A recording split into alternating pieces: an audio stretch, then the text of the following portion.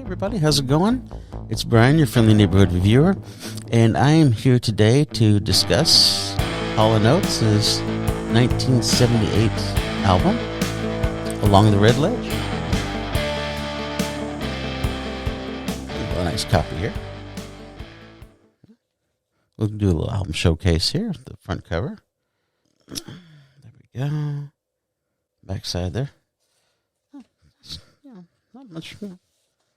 Decent cover. Of course, inner sleeve with all the lyrics. Nice little back cover there. Nice little custom custom label. The red label. RCA Victor. Kind of nice. All right. Like I said, this is their, third album for the RCA Victor label? Fourth. No, it'll be the fourth one. After the first three they did with Atlantic, Hall and Oates, Band and Luncheonette, and War Babies. And then they moved to RCA, where they did the self-titled Hall and Oates album, Bigger Than Both of Us, Beauty in the Back Street, and then this album. Well, I think Lifetime. Lifetime was before this, and then this album. But this album really finds them really going really experimental with their basic rock soul sound.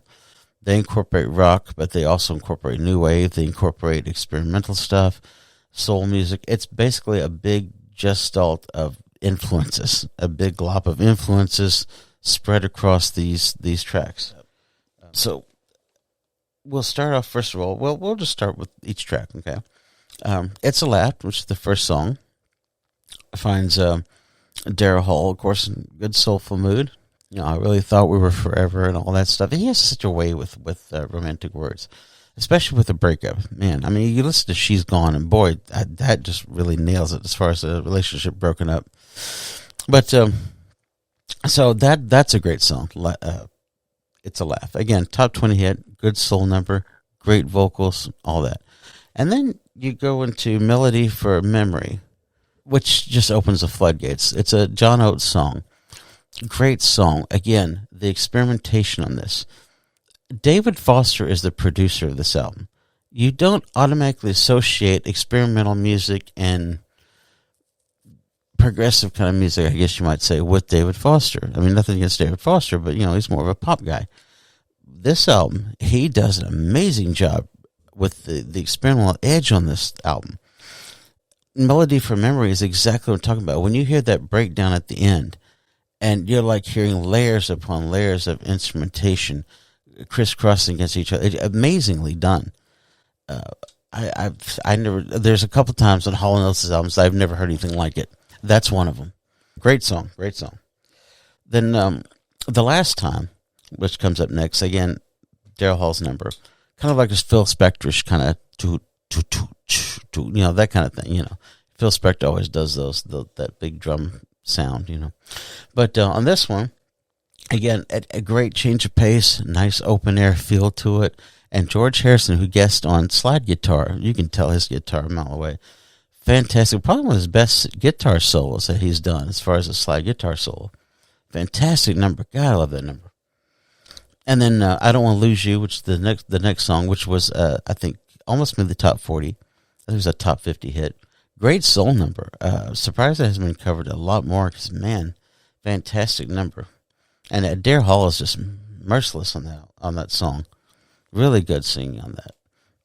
But and the last song is Haven't Been Away Too Long, which that's one I don't care for too much. It starts out good, but I think it gets a little repetitive, and he really kind of oversings it a bit at the end. So it's not one of my favorite ones. It's one of those soul numbers that, it's okay. But anyway, then we go on to the flip side. It starts out with Alley Cats, which is just fun. That's a great number. It's got Rick Nielsen from Cheap Trick on it. And that's a great number. That's just a cute number. Have some catnip, they'll set you free. There you go. Knox will like that number. But anyway, again, fantastic little rocker. And then Don't Blame It on Love, the next track, also features another great guitarist, Robert Fripp, who's on that. Him and Daryl Hall have recorded music together many times, experimental music, including Daryl Hall's first solo album, Sacred Songs, which I think RCA put in the vault for a couple of years because it was so bizarre they wouldn't release it. But so he does a good guitar bit on this, and that's a great rocker. Really unusual rocker too. Really kind of weird chorus, but it works pretty good. And then the last three numbers are just fantastic. I'm not even. I mean, Serious Music, another John Oates number. Again, some of that experimental music kind of thing that he was getting into at the time, the progressive stuff and the classical rock kind of stuff. I mean, art rock kind of thing. So, but again, works well on that, just like it did on Melody from Memory. In fact, these three songs of John Oates are three of the best contributions he's done on an album. It's fantastic. And his guitar playing is awesome. His background vocals and his main vocals are amazing. Like I said, these guys are just killer. They just are killer. And then Pleasure Beach, again, another fantastic number. I mean, great rocker. What can you say? Almost sounds like Ramones in a way, but it reminds me of Rockaway Beach a little bit. But and then August Day. August Day is co-written with Sarah Allen, his girlfriend, which she wrote, Sarah Smile for. She wrote the words to it, and he wrote the melody. But gosh, what a haunting, kind of like an R&B kind of number, but gorgeous ballad. I mean, and beautifully recorded. Again, David Foster, you don't associate with experimental kind of music with an edge, with kind of like almost like new wave kind of music. But boy, he pulls it off here. Kudos to him for that. But August Day is a fantastic number, a gorgeous ballad. Really closes the album well.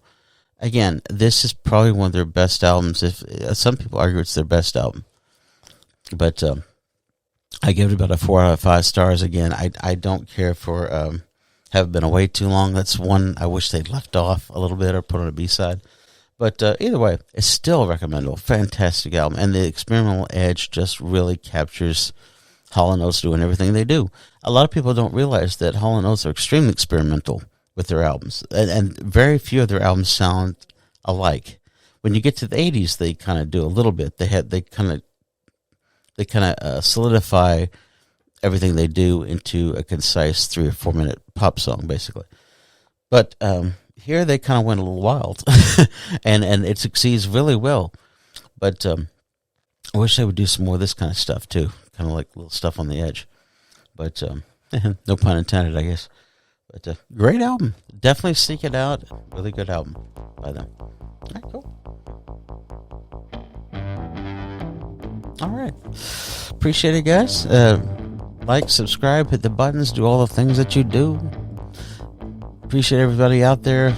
Check out my buddy David Darko's channel. Again, I'm on it. Buddy Randy's on it. We talk about a lot of cool stuff, and crazy stuff, and all that. But take care of yourself. Let me know what you think about this album. I'd love to hear the Hall and Oates fans out there, see what they like about this album. I think it's fantastic. Probably one of the best ones. But appreciate it, guys. Take care of each other. Have a good day. Thanks. Peace out.